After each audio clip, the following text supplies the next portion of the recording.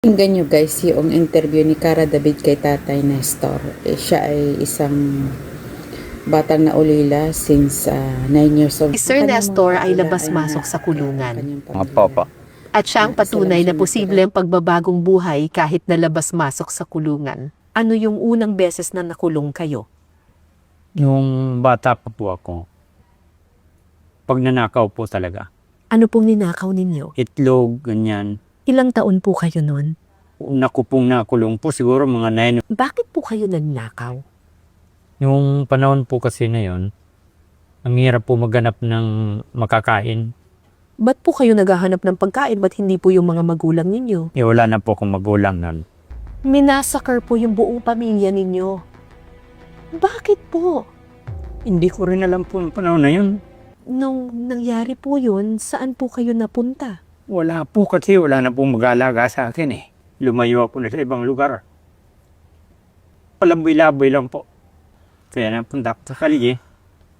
Doon ko naranasan na Isang bata kasi hirap po mabuhay eh.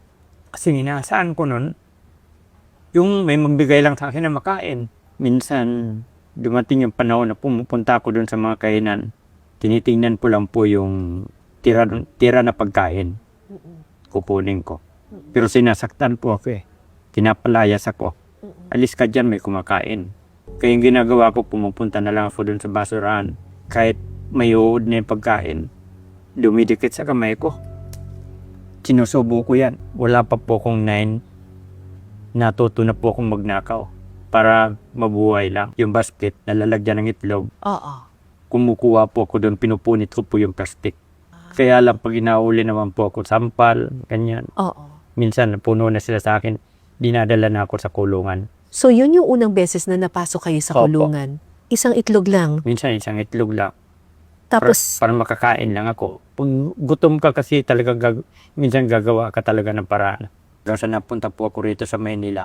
Dito, nakita ko kasi rito marami pagkain sa basuran. Yung mga kainan kasi sa labas, may mga basuran. Oo. Minsan buo pa yung manok. Oo. Kaya di na ako umalis dito. Saan po kayo nakulong? Manila City Jail. Kayo yung tagalinis ng Tagalinis ng dumi. buyonero, ang Buyonero tawag po, doon. opo. Kaya lang nung panahon po kasi na yun, walang CR. Yung tao dyan dudumi sa lapag mismo. Minsan may basa, may matigas, may malambot. Ako po yung nakakalungkot pa nga pa nun, hindi ko makalimutan. Pag sobrang gutom, pag may nagbibigay sa akin ng tinapay, pinupunas ko lang po sa damit ko. Yung dumi. Tinakain ko po yung tinapay kasi wala po talaga kaming tubig nun. Nung nasa Manila City Jail po ako, tinitingnan ko lang po minsan pag may nangangaral po na salita ni God doon sa loob. At hindi din po ako naniniwala sa Diyos. Pag sinabi mo kasi sa akin na merong Diyos, hindi po ako naniniwala. Katuwiran ko kung totoong may Diyos eh. Bakit ganito yung buhay ko? Kaya lang minsan, pag nagsasalita siya, sabi niya, totoong merong Diyos. Totoong may gumawa ng mundo. Hanggang sa dumating yung panahon na, kasi kahit anong gawin mo sa loob ng kulungan kasi kwadrado lang yan eh. Naririnig at naririnig mo. Naririnig at naririnig mo talaga.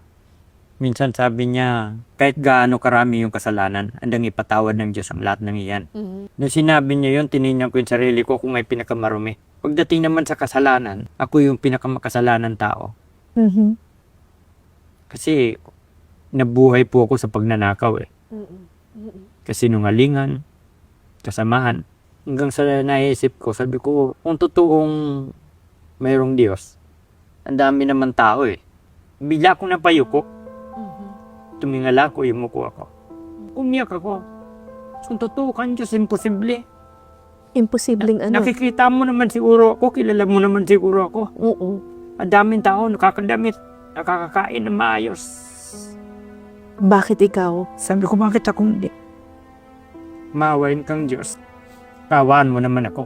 Doon po ako nag-umpisa po talaga nagpaturo magbasa ng Bible. At ano pong naging epekto nun sa inyo? Nung nagbabasa na po ako, lagi ko nang niyayakap yung Bible ko. Sabi ni Commander Steve, ito si Nestor, lagi ito nagbabasa rito ng Bible. Pinakilala ako sa mga tao. Si Nestor ngayon, kung may utos si Nestor sa inyo, sundin na lang nyo. Hindi na siya pwede rito utusan. Ang gagawin na lang niya mananalangin sa Diyos kung babasa ng Bible. Ang sabi ko na lang kay God, Lord, hindi kita kilala. Pero ngayon, sabi ko sa kanya, unti-unti na kita nakikilala. Sabi ko, patawarin mo ako, sabi ko sa kanya. Kasi yun na po yung magiging papel ko, magbasa na lang ng Bible, manalangin. Ginawa ko yun.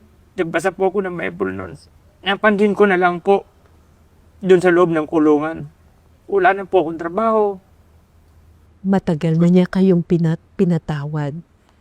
Sabi ko, salamat. Nung bumalik yung pastor doon, sumabay po yung BGNP pumasok. At sabi meron na daw po akong earring. Na may 2 taon na po ako walang earring. Sinabi ko, Lord, salamat. Lumuhod po ako, humiyak ako. Sabi ko, ayaw ko na magkasala. Sabi ko, grabe, napakabuti ni God. Napansin ko na lang po yung BGNP na tumutulo po yung luha niya. Tinapik niya ako. Sabi ni Stor, sabi ko, sir, bakit? Grabe yung Diyos, sabi nga. Grabe si God. Sabi ko, sir, bakit? Nandito yung release paper mo. Lalabas ka na ngayon. Pwede ka na lumabas.